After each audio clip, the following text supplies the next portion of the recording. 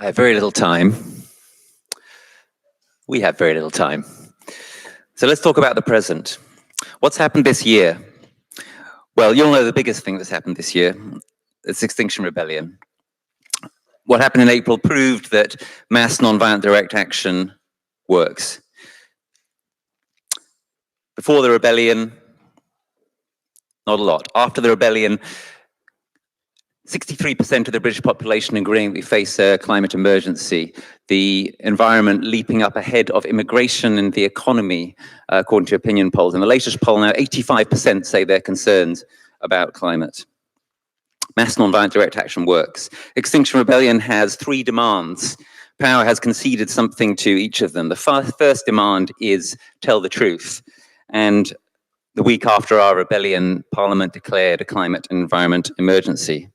The third demand is citizens' assemblies, because our representative democracy has failed to rise up to this crisis. Citizens' assemblies to decide how we get to climate and ecological safety. And Parliament has now created a weak, but nevertheless, a citizens' assembly.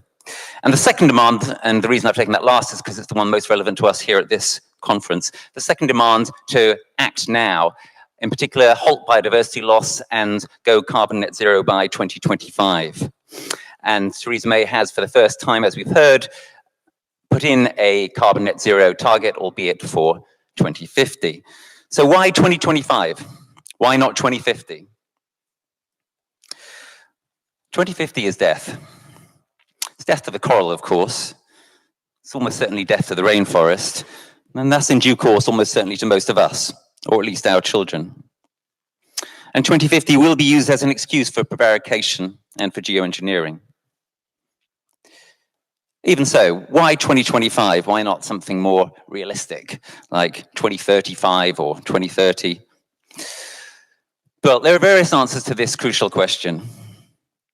In my own opinion, the most important answer is the precautionary principle, which has been honoured very much in the breach rather than in the observance, so far as these crucial matters that we're discussing at this conference are concerned. The precautionary principle is the main topic of my own research, and there are many reasons why the precautionary principle should be observed in the context which we're discussing here. A key reason is over-optimism in past models.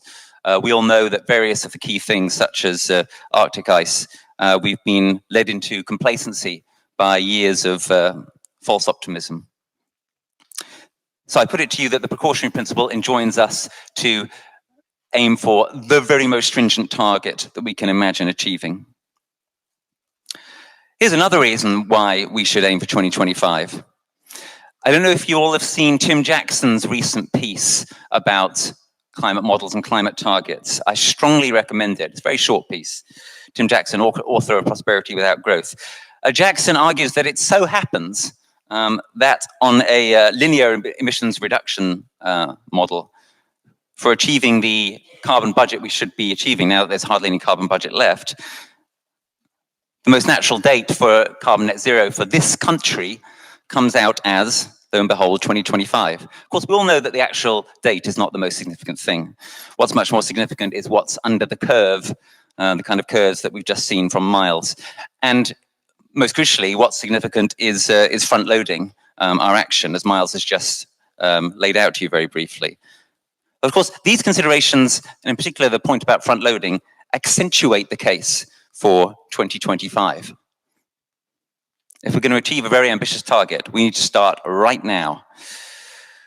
So Tim Jackson disagrees with Miles, as do I. Miles said that his presentation would be the sort of pessimistic one compared to Amory's optimistic one, but I'm afraid by my lights, Miles's presentation is wildly over-optimistic.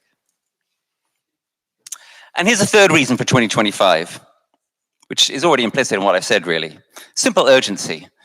We should aim for it. We should aim for the most ambitious target possible. For, as Antonio Gutierrez has said, if we're going to hit the emissions reductions necessary for 1.5 degrees in relation to 2030, and that's not even 2025, Gutierrez said last year that we need to start taking serious and adequate action within 18 months. So we've got about a year left. Do we know that we can do it? Do we know that we can hit carbon net zero by 2025? Of course we don't know that we can do it. But that's irrelevant in the kind of situation that we're in. It's irrelevant in a wartime mobilization style situation. Imagine a bunch of scientists being told to sit around in 1939 and try to figure out whether it was possible to defeat Hitler by 1945 or not. Would it have been prudent for them to have said, well, we can prove that we can do it by 1970? Is it physically possible? Well, of course it's physically possible. But here's the real question. Is it politically possible, right? Well, luckily that's our job. That's Extinction Rebellion's job. What Extinction Rebellion exists to do is to make what seems politically impossible politically possible.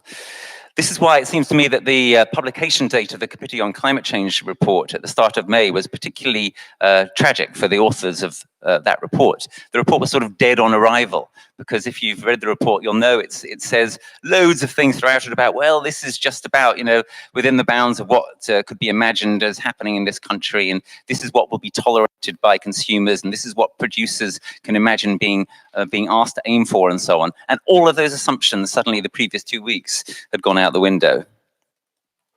As I say, according to the third demand of Extinction Rebellion, citizens' assemblies will decide how to get there, how to get to carbon net zero by 2025.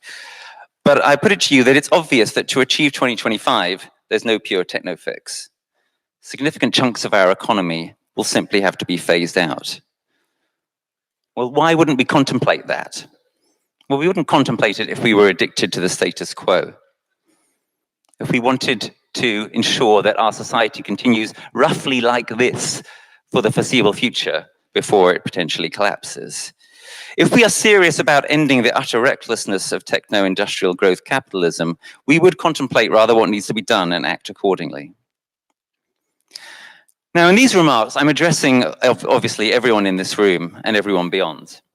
But I'm especially perhaps addressing my fellow academics. And I say this to you. People will believe you about the seriousness of this crisis if you get involved beyond doing science rather than if you don't. Right? Scientists and others in the academic world are accustomed to thinking, well, we have to remain sort of neutral and we have to be seen to be telling the truth without kind of prejudice. So if we get too activistically involved, people won't believe us. It's the other way around with this issue. It's incongruent with an emergency to not get involved. An emergency changes the rules. Rather than activist involvement signaling bias, non-involvement tacitly signals bias against. It sends the covert message, actually, surely things can't really be as bad as my report or paper or whatever suggests. If you're convinced by the kind of thing I'm saying, what does such involvement require? Well, here's the good news. You don't need to get arrested with me next month. Any of you willing to do so, great, please come and have a word afterwards, a quiet word, but you don't need to do that. What's the first step? What's the thing that is reasonable to ask those of you who want to start putting your toe in the water? Well, I'd say that it's solidarity. Using your authority to lend authority to this most vital of causes. So how about thinking about something like this? Rather than just after a couple of days, us all going away and returning to our colleges and so forth, how about coming together and writing some kind of communique? There's a good old-fashioned word. Perhaps a letter to the Guardian. All of you who are legally permitted to sign saying, yeah, we've talked about how to get to carbon net zero by 2050 or maybe sooner than that, but actually we want to go beyond that because we know that that isn't enough. And I'd urge you to take courage and inspiration from Claire Wordley and Charlie Gardner. I don't know how many of you saw this remarkable article in The Guardian last week. Headline, "We scientists must fight for our world." Claire is at Cambridge, Charlie's in conservation biology at Kent. This is how the article finishes. "We've taken a break from our usual areas of research to publish an article in the prestigious journal Nature, Ecology and Evolution, urging our fellow scientists to rise up and embrace rebellion. Scientists, we have spent years telling policymakers we must change course, but they haven't taken action. They may be starting to now, but only because people have engaged in open rebellion, making it clear that we will no longer accept inaction. Surely scientists have a moral duty to join the masses and rebel for life." I'll leave it here in case you want to look at it, or of course you can look at it online. That's the kind of thing I would love to see being supported coming out of this conference. I have very little time. So I want to say to you, what you're doing here at this conference is important, but it's not enough.